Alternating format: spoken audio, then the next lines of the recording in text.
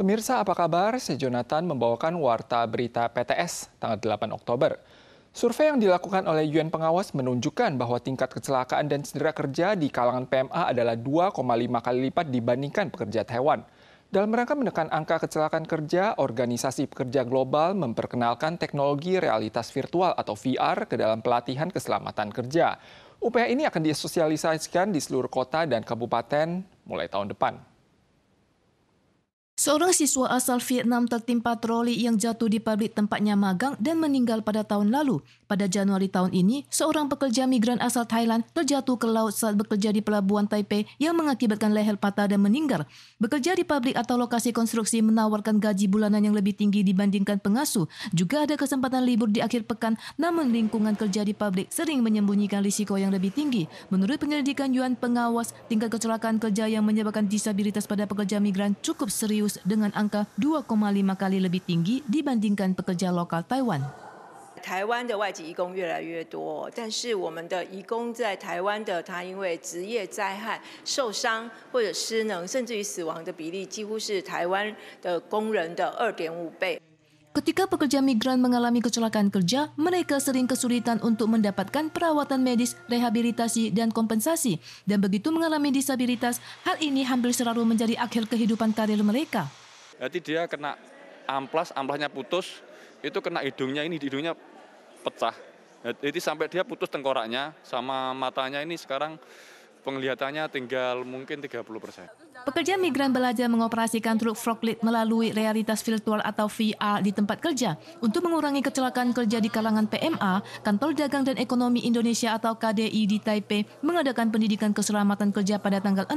Melalui teknologi VR, pekerja migran diajarkan cara menghadapi, mencegah, dan menyikapi kecelakaan kerja. Menurut saya pribadi sangat bermanfaat ya, karena di sini juga dijelaskan hak-hak kita sebagai pekerja pabrik. Bila kita mengalami kecelakaan kerja itu kita harus bagaimana.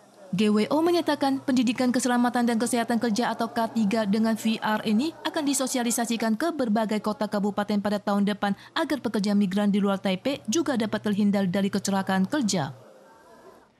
Presiden Lai Ching-te akan menyampaikan pidato pada HUT ROC pada hari Kamis lusa. Namun pihak keamanan nasional memperingatkan bahwa Tiongkok mungkin menggunakan pidato Presiden Lai sebagai alasan untuk melancarkan latihan militer terhadap Taiwan. Kementerian Pertahanan Nasional juga mengetahui bahwa pada hari ulang tahun ROC, Tiongkok akan meluncurkan roket pengangkut yang akan melewati zona identifikasi pertahanan udara Taiwan, yang tentunya akan meningkatkan ketegangan di Selat Taiwan.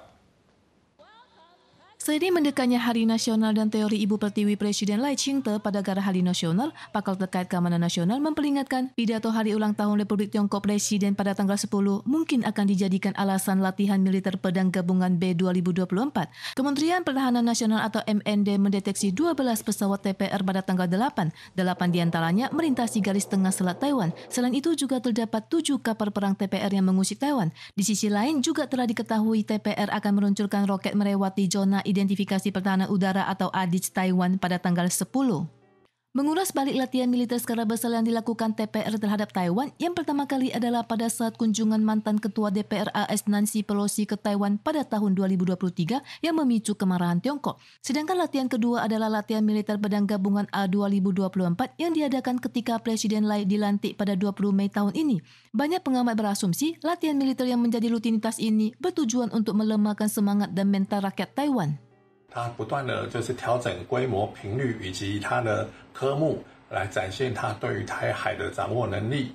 Pakar berpendapat bahwa kemungkinan latihan ini memiliki komposisi 70% tujuan politik dan 30% tujuan militer yang digunakan untuk menunjukkan kepada dunia bahwa TPR memiliki kemampuan mengendalikan situasi di Selat Taiwan, sedangkan militer Taiwan juga bersiaga penuh menghadapi kemungkinan ancaman tersebut. Sebuah klub malam Vietnam di depan stasiun kereta Taoyuan menampilkan tarian gadis-gadis seksi untuk menarik PMA menghadiri pesta narkoba. Pada bulan Juni tahun ini, petugas Kejaksaan Taoyuan mengerahkan ratusan polisi untuk merazia klub malam tersebut dan berhasil menyita lebih dari 800 paket narkoba serta membekuk lebih dari 300 PMA yang diduga terlibat narkoba. Polisi mengirim kendaraan untuk membawa sejumlah PMA kembali ke kantor polisi. Klub malam Vietnam di depan stasiun kereta Taoyuan ini menampilkan tarian gadis-gadis seksi dan undian berhadiah untuk menarik PMA menghadiri pesta narkoba. Ratusan polisi melancarkan razia dan menyita sekitar 800 paket narkoba serta membawa 348 PMA untuk menjalani tes air seni. Staf dan pelanggan klub malam ini semuanya adalah warga Vietnam, sedangkan warga Taiwan dilarang masuk. Di masa lalu, tamunya seringkali kedapatan membawa narkoba. Pihak kejaksaan kembali melakukan penggerebekan pada pertengahan Juni tahun ini dan menyita narkoba jenis ketamin. Insiden seorang mahasiswi yang tewas tertabrak bus saat menyeberang jalan terjadi di kota Taichung bulan lalu. Pemkot pun segera meluncurkan upaya penegakan hukum lalu lintas. Menurut data terbaru Kementerian Transportasi dan Komunikasi, angka fatalitas pejalan kaki akibat kecelakaan lalu lintas di kota Taichung dari Januari hingga Juli tahun ini masih tertinggi di Taiwan. Bertambah 6 orang dibandingkan periode yang sama tahun lalu. Dari video pengawas terlihat bus nomor 159 menerobos lampu merah tanpa mengurangi kecepatan yang dikejar dan dihentikan polisi yang sedang berpatroli dari belakang. Kendati Pemkot Taichung dan kepolisian telah memperkuat penegakan hukum terhadap bus dan lalu lintas, data terbaru MOTC terkait jumlah angka kematian pada Januari hingga Juli tahun ini menunjukkan angka kematian pejalan kaki akibat kecelakaan lalu lintas di Taichung bertambah 6 orang dibanding periode yang sama pada tahun lalu menjadi 32 orang, tertinggi di Taiwan. Sedangkan jumlah kematian akibat kecelakaan lalu lintas berkurang 26 orang menjadi 175 kematian, juga merupakan angka tertinggi di Taiwan.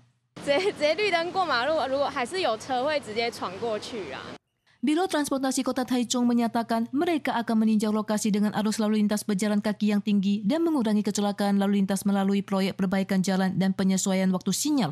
Selain itu, juga akan memperkuat razia terhadap mobil dan motor yang tidak mendahului pejalan kaki dan menambah 20 stasiun penegak hukum berbasis teknologi sebelum akhir tahun ini. Pertikaian antara Israel dan Hizbullah di Lebanon terus berlanjut. Pemerintah Indonesia segera mengevakuasi sebanyak 20 WNI setempat. Mayoritas merupakan PMI, pelajar, dan pengusaha Indonesia.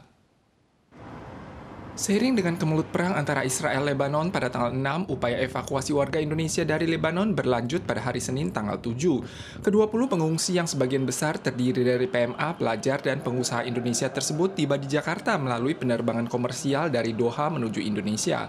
Operasi yang dimulai sejak tanggal 10 Agustus ini dilakukan untuk menjamin keselamatan WNI di tengah meningkatnya konflik di wilayah tersebut.